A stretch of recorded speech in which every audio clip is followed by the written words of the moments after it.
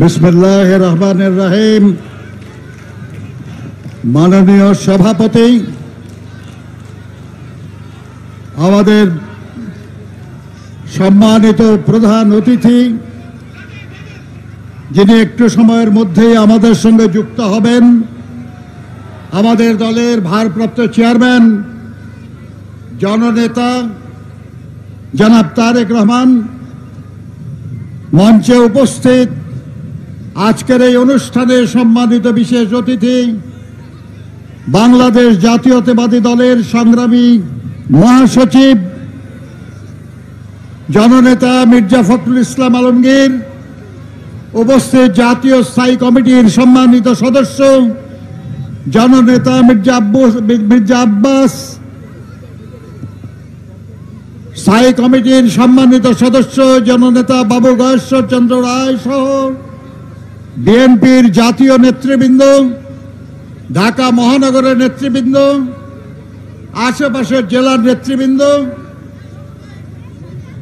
বিএনপির বিভিন্ন অঙ্গদল এবং সহযোগী সংগঠনের নেতৃবৃন্দ এবং কর্মীবৃন্দ, জাতীয়তাবাদী শ্রমিক দলের প্রতিষ্ঠাকাল থেকে কাজ করেছেন, বিএনপির নেতা এবং যারা জাতীয়তাবাদী শ্রমিক দলের উপদেষ্টা পরিষদের সদস্য এবং শ্রমিক দলের কেন্দ্রীয় নেতৃবৃন্দ, ঢাকা মহানগর উত্তর দক্ষিণের নেতৃবৃন্দ, আশেপাশের জেলার নেতৃবৃন্দ, প্রিয় সাংবাদিক বন্ধুগণ এবং উপস্থিত আমার দীর্ঘকালের আন্দোলনের সাথী ভাই ও বোনেরা, আসসালামু আলাইকুম।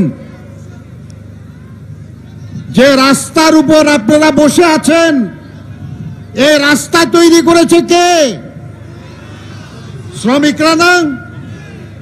যে জামা আমরা পরে আছি, এই কাপড় তৈরি করেছে কে?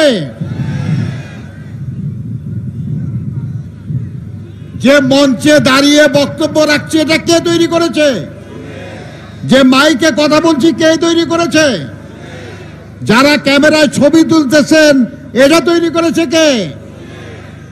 যা আমরা খাই, সে খাদ্য তৈরি করে কে? যাতে করে আমরা লেখাপড়া করি, সে খাতা কলম পেন্সিল বই তৈরি করে কে? বন্ধুরা আমার, এই যে জীবনের সর্বক্ষেত্রে সবকিছু যাদের হাতের ছোঁয়া ছাড়া তৈরি হয় না, সেই শ্রমজীবী মানুষই দেশের সবচেয়ে দুর্ভাগা মানুষ, সবচেয়ে অধিকার বঞ্চিত, সবচেয়ে নিপীড়িত, সবচেয়ে নিগৃহীত এবং সবচেয়ে বঞ্চিত মানুষ। কেন আমরা বঞ্চিত? একটাই কারণ, আমরা ঐক্যবদ্ধ না। আজকে মহান মে দিবসের আমরা আলোচনা করছি। মহান মে দিবসের ইতিহাস হলো ঐক্যবদ্ধ শ্রমিকের লড়াইয়ের বিজয়ের ইতিহাস।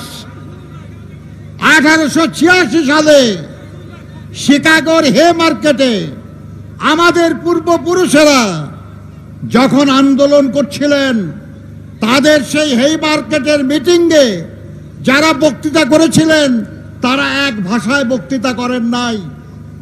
কেউ ইংরেজিতে বক্তৃতা করেছিলেন, কেউ ফরাসি ভাষায় বক্তৃতা করেছিলেন, কেউ জার্মান ভাষায় বক্তৃতা করেছিলেন, কেউ বহিমিয়ান ভাষায় বক্তৃতা করেছিলেন। তারা বিভিন্ন জাতির মানুষ ছিলেন। যারা বক্তৃতা করেছিলেন এবং যারা ফাঁসির মঞ্চে জীবন দিয়েছেন, তারা সবাই সাদা মানুষ ছিলেন না। তারা কেউ সাদা ছিলেন, কেউ কালো ছিলেন, কেউ ছিলেন আমাদের মতো পীতবর্ণের মানুষ। তারা যদি শ্রমজীবী মানুষের কল্যাণের জন্য, তাদের অধিকার আদায়ের জন্য, তাদের জাতি, তাদের ভাষার ঊর্ধ্বে উঠে ঐক্যবদ্ধ হয়ে আমাদের জন্য দৃষ্টান্ত স্থাপন করতে পারে, তাহলে আমরা কেন বিভিন্ন জেলার মানুষ, বিভিন্ন শিল্পের মানুষ, বিভিন্ন প্রতিষ্ঠানের মানুষ, আমরা কেন ঐক্যবদ্ধ হতে পারি না? আর যদি আমরা হতে না পারি, তাহলে মিছামিছি এই মে দিবসের আয়োজন, মিছামিছি আমরা মে দিবস জিন্দাবাদ বলি। আমরা তো তাদের থেকে শিখলাম না কিছু। কাজেই মে দিবস পালনের সঙ্গে আমাদেরকে এই কথাটা শিখতে হবে যে তারা যেমন তাদের ধর্ম, তাদের বর্ণ, তাদের ভাষা, তাদের জাতীয়তার ঊর্ধ্বে উঠে ঐক্যবদ্ধ হয়ে তাদের দাবি আদায় করতে পেরেছিলেন, আমাদেরকেও তেমনি সকল ভেদাভেদের ঊর্ধ্বে উঠে ঐক্যবদ্ধ হয়ে আমাদেরকে জিততে হবে। আমাদের দুর্ভোগ বন্ধ করতে হবে, আমাদের সমস্যার সমাধান করতে হবে। শ্রমজীবী মানুষ চাইলে পারে না এমন কিছু নাই। আপনারা আজকেও গান শুনেছেন, জন হেনরির গান, মেশিনের সাথে পাল্লা দিয়েও জিতেছিল সে। আমরা পাল্লা দিয়ে জিততে পারি, কিন্তু তার জন্য প্রয়োজন ঐক্য এবং সংহতি। আমাদের দেশের নাম করা যত রাজনীতিবিদ প্রায় সবাই শ্রমিক আন্দোলনে যুক্ত ছিলেন। এমনকি আমাদের নেতা, মহান স্বাধীনতার ঘোষক শহীদ রাষ্ট্রপতি জিয়াউর রহমান বীর উত্তম নিজেকে শ্রমিক বলে পরিচয় দিয়ে গর্ববোধ করেছেন। আমাদের নেত্রী, গণতন্ত্রের মাতা, আমাদের মাতা দেশনেত্রী বেগম খালেদা জিয়াও নিজেকে একজন শ্রমিকের স্ত্রী হিসাবে পরিচয় দিয়ে গৌরববোধ করেছেন। আমাদের নেতা জনাব তারেক রহমান শ্রমজীবী মানুষের ভাগ্য উন্নয়নে তাদের পাশে থাকার প্রতিশ্রুতি দিয়েছেন। এই ইতিহাসগুলি আমাদের মাথায় রেখে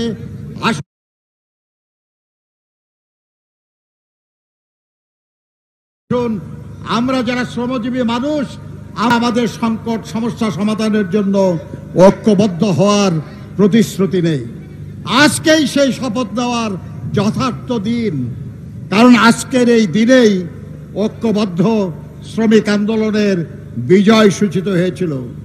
আর এই মে দিবসের 8 ঘন্টা কাজ, 8 ঘন্টা বিনোদন, 8 ঘন্টা বিশ্রাম, এই দাবি আদায়ের কারণেই প্রথম যখন লিগ অব নেশনসের মধ্যে আন্তর্জাতিক শ্রমিক সংস্থা গঠিত হয়, তার ওয়াশিংটন কনফারেন্সে প্রথম যে আইএলও কনভেনশন অনুমোদিত হয়, সেই কনভেনশন ছিল দৈনিক 8 ঘন্টা কাজের।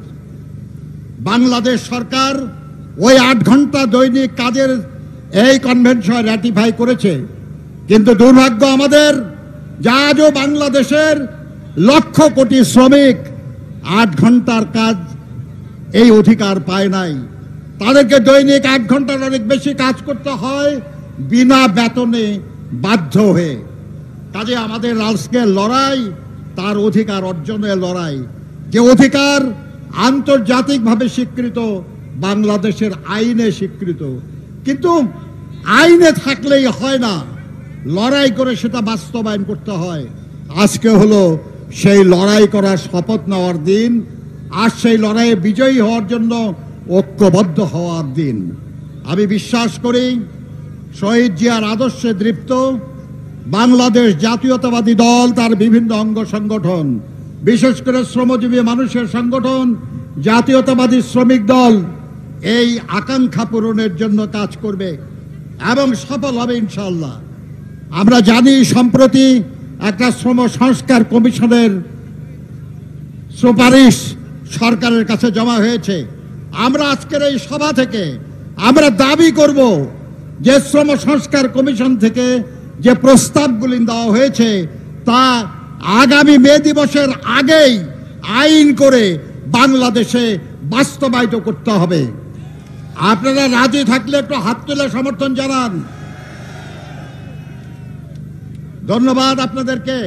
আমি বিশ্বাস করি ওই সংস্কারগুলি বাস্তবায়িত হলেই আমাদের সব সমস্যার সমাধান হবে না, কিন্তু আমরা অনেক দূর এগিয়ে যেতে পারবো ইনশাল্লাহ।